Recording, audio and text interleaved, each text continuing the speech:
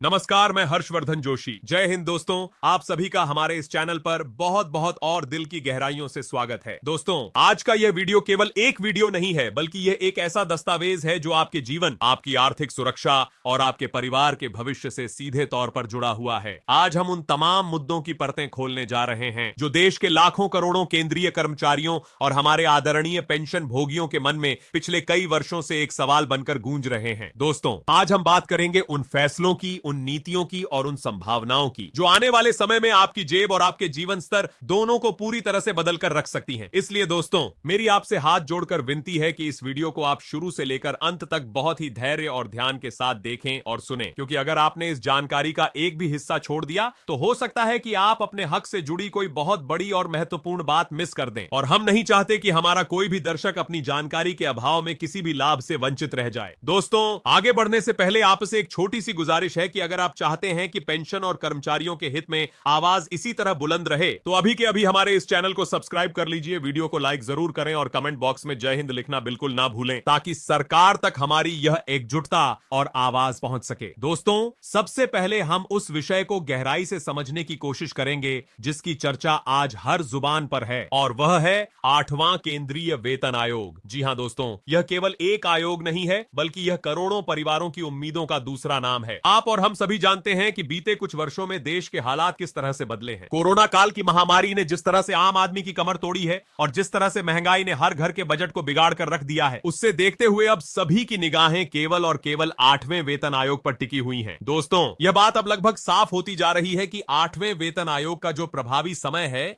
वह 1 जनवरी 2026 से माना जा सकता है। अब आप सोच रहे होंगे कि अगर यह 2026 से लागू होगा तो इसका फायदा कब मिलेगा। तो दोस्तों, मैं आपको बता दूं कि सरकारी परंपरा और नियम यही कहते हैं कि जब भी नया वेतन आयोग आता है तो उसका लाभ उसकी प्रभावी तारीख से ही दिया जाता है। इसका मतलब यह हुआ कि भले ही नई सैलरी या नई पेंशन मिलने में थोड़ा समय लग जाए, लेकिन जब भी वह मिलेगी आपको पिछली तारीख से जोड़कर पूरा का पूरा पैसा दिया जाएगा। और दोस्तों, यहीं पर जन्म होता है एक बहुत बड़ी खुशखबरी का, और वह है एरियर का। जी हां दोस्तों, आप कल्पना कीजिए कि 1 जनवरी 2026 से लेकर अगर दिसंबर 2027 तक का समय बीत जाता है और उसके बाद फैसला लागू होता है, तो इसका सीधा सा मतलब है कि आपको पूरे 24 महीने का एरियर एक साथ मिल सकता है। दोस्तों, यह कोई छोटी मोटी रकम नहीं होगी, बल्कि यह लाखों रुपए में होगी, जो किसी भी पेंशन धारक या कर्मचारी के परिवार की आर्थिक स्थिति को पूरी तरह से मजबूत कर सकती है। दोस्तों, एरियर की बात निकली है तो यहां एक और बहुत बड़ा और पेचीदा सवाल खड़ा होता है जिस पर हम सभी को विचार करना चाहिए, और वह है टैक्स का मुद्दा। जी हां दोस्तों, आप खुद सोचिए कि एक पेंशन धारक जिसने अपनी पूरी जवानी देश की सेवा में लगा दी, जिसने अपना पूरा जीवन सरकार के काम में खपा दिया,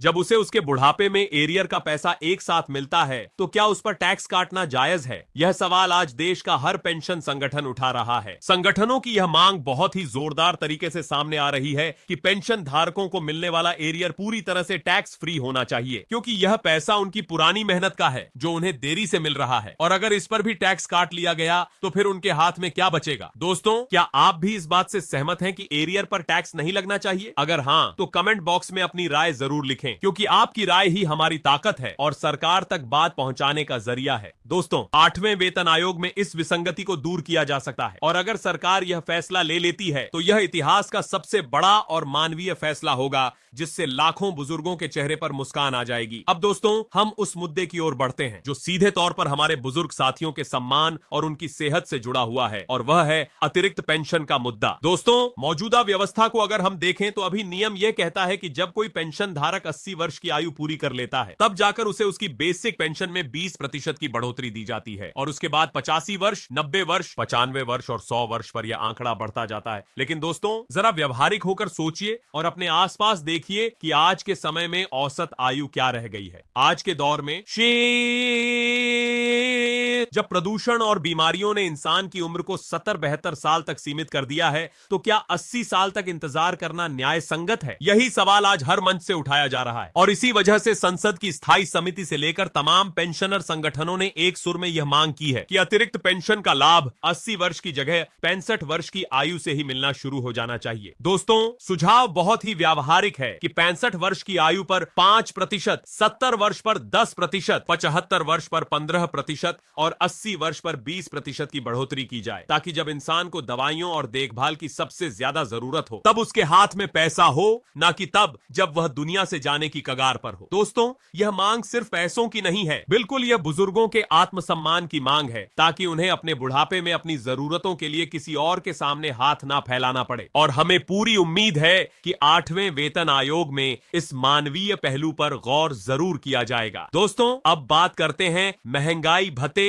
और महंगाई राहत की, जो आपकी सैलरी और पेंशन का एक बहुत ही अभिन्न अंग है। दोस्तों, फिलहाल आप सभी को 58% की दर से महंगाई भत्ता मिल रहा है, लेकिन जिस तरह से महंगाई के आंकड़े आ रहे हैं और जिस तरह से AICPI इंडेक्स ऊपर की तरफ भाग रहा है, 1 जनवरी 2026 से इसमें और बढ़ोतरी होना तय है। जानकारों का मानना है कि यह बढ़ोतरी कम से कम 2% की हो सकती है, जिसके बाद आपका महंगाई भत्ता और महंगाई राहत बढ़कर पूरे 60% के आंकड़े को छू लेगा। दोस्तों, यह सुनने में भले ही आपको केवल 2% का आंकड़ा लगे, लेकिन जब यह आपकी मासिक पेंशन या सैलरी में जुड़कर आएगा तो यह आपको बढ़ती हुई महंगाई से लड़ने में थोड़ी राहत जरूर देगा। लेकिन दोस्तों, यहां पर एक पेंच और है, और वह यह है कि क्या केवल प्रतिशत बढ़ा देने से महंगाई का असर कम हो जाएगा? कर्मचारी संगठनों का कहना है कि अब समय आ गया है कि महंगाई भत्ते की गणना करने के फार्मूले को ही बदला जाए, क्योंकि जो महंगाई आप और हम बाजार में देखते हैं, चाहे वह दूध, सब्जी के दाम हो या गैस सिलेंडर के दाम, वह सरकारी आंकड़ों से कहीं ज्यादा तेजी से बढ़ रहे हैं। इसलिए 8वें वेतन आयोग से यह भी उम्मीद की जा रही है कि वह DA और DR के फार्मूले को ज्यादा पारदर्शी और हकीकत के करीब बनाएगा, ताकि कर्मचारियों को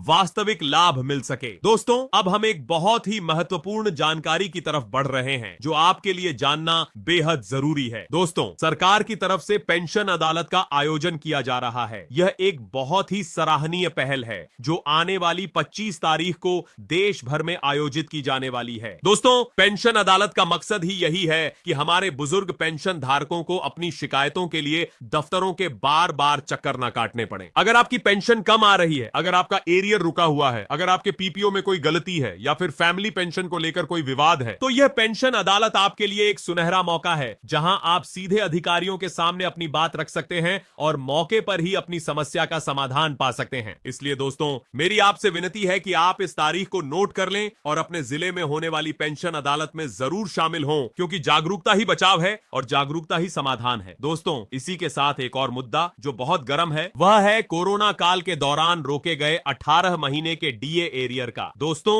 यह मुद्दा अब ठंडे बस्ते में नहीं है, बल्कि यह न्यायालय की चौखट पर है और सरकार से इस पर जवाब मांगा गया है कि आखिर इस पैसे को देने में कितना वित्तीय भार आएगा। दोस्तों, यह 18 महीने का पैसा कोई भीख या बोनस नहीं है, बिल्कुल यह वह हक है जो कर्मचारियों ने अपनी सेवा के दौरान कमाया है, और हमें पूरा विश्वास है कि देर सवेर ही सही, लेकिन न्याय जरूर मिलेगा और कर्मचारियों को उनका 18 महीने का बकाया सम्मान सहित वापस दिया जाएगा। दोस्तों, अब मैं आपका ध्यान एक बहुत ही गंभीर और महत्वपूर्ण विषय की ओर खींचना चाहता हूं, जो हमारे EPS 95 के लाखों भाई बहनों से जुड़ा हुआ है। दोस्तों, सुप्रीम कोर्ट से जो खबरें छनकर आ रही हैं और जो माहौल बन रहा है, वह EPS 95 पेंशन धारकों के लिए बहुत ही सकारात्मक है। सुप्रीम कोर्ट ने यह साफ कर दिया है कि पेंशन कोई खैरात नहीं है, बल्कि यह कर्मचारी का संवैधानिक अधिकार है, और इसी अधिकार के तहत अब पेंशन में एक बहुत बड़ा बदलाव देखने को मिल सकता है। दोस्तों, खबर यह है कि अब पेंशन को अलग अलग वर्गों में बांटकर एक न्यायपूर्ण तरीके से बढ़ाया जाएगा। जैसे कि जिन्होंने 10 साल तक योगदान दिया है, उनकी न्यूनतम पेंशन को एक सम्मानजनक स्तर पर लाया जाएगा। जिन्होंने 15 से 25 साल तक सेवा दी है, उनकी पेंशन को उनके सेवा काल के अनुपात में बढ़ाया जाएगा, और जिन्होंने 25 से 30 साल या उससे ज्यादा समय तक अपनी जवानी खपा दी है, उन्हें एक उच्च पेंशन का लाभ दिया जाएगा। दोस्तों, सबसे बड़ी खुशी की खबर तो यह है कि न्यूनतम पेंशन, जो अभी तक मात्र 1000 रुपए के आसपास अटकी हुई थी, उसने बढ़ाकर 5000 रुपए या उससे भी ज्यादा करने पर विचार किया जा रहा है। दोस्तों, जरा सोचिए कि अगर 1000 रुपए पाने वाले बुजुर्ग को 5000 रुपए या 7500 रुपए मिलने लगे, तो उसके जीवन में कितना बड़ा बदलाव आएगा। यह केवल एक आर्थिक आंकड़ा नहीं है, बल्कि यह उस बुजुर्ग के लिए संजीवनी बूटी का काम करेगा जो आज दवाई की एक एक गोली के लिए मोहताज है। दोस्तों, EPFO के गलियारों से भी अब सुगबुगाहट तेज हो गई है कि बहुत जल्द एक बड़ा सर्कुलर जारी हो सकता है, जिसमें इन तमाम बदलावों का जिक्र होगा, चाहे वह हायर पेंशन का मामला हो या फिर प्रो राटा बेसिस पर पेंशन की गणना का मामला हो। हर तरफ से यही संकेत मिल रहे हैं कि पेंशन धारकों के अच्छे दिन अब ज्यादा दूर नहीं हैं। लेकिन दोस्तों, इसके लिए आपको भी सतर्क रहना होगा। आपको अपने दस्तावेजों को तैयार रखना होगा, अपनी पासबुक, अपना PPO नंबर, अपनी सर्विस हिस्ट्री, सब कुछ अपडेट रखनी होगी, क्योंकि जब सरकार आदेश जारी करेगी तो जिसके पास कागज दुरुस्त होंगे उसे सबसे पहले फायदा मिलेगा। दोस्तों, यह लड़ाई जो हम सब मिलकर लड़ रहे हैं, यह अब अपने अंतिम पड़ाव पर है और जीत हमारी ही होगी। बस जरूरत है तो धैर्य और विश्वास बनाए रखने की। दोस्तों, ये वीडियो के अंत में मैं आपसे बस इतना ही कहना चाहूंगा कि आने वाला साल यानी 2026 केंद्रीय कर्मचारियों और पेंशन धारकों के लिए सुनहरे अक्षरों में लिखा जाएगा, क्योंकि एक तरफ 8वां वेतन आयोग होगा तो दूसरी तरफ डीए में बढ़ोतरी होगी और साथ ही साथ ईपीएस 95 के फैसले भी लागू होंगे। यह तीनों चीजें मिलकर आपकी आर्थिक स्थिति की तस्वीर और तकदीर दोनों बदल देंगी। दोस्तों, सरकार के पास भी अब ज्यादा विकल्प नहीं है, क्योंकि चुनाव और राजनीति अपनी जगह है, लेकिन देश के करोड़ों बुजुर्गों की नाराजगी कोई भी सरकार मोल नहीं लेना चाहेगी।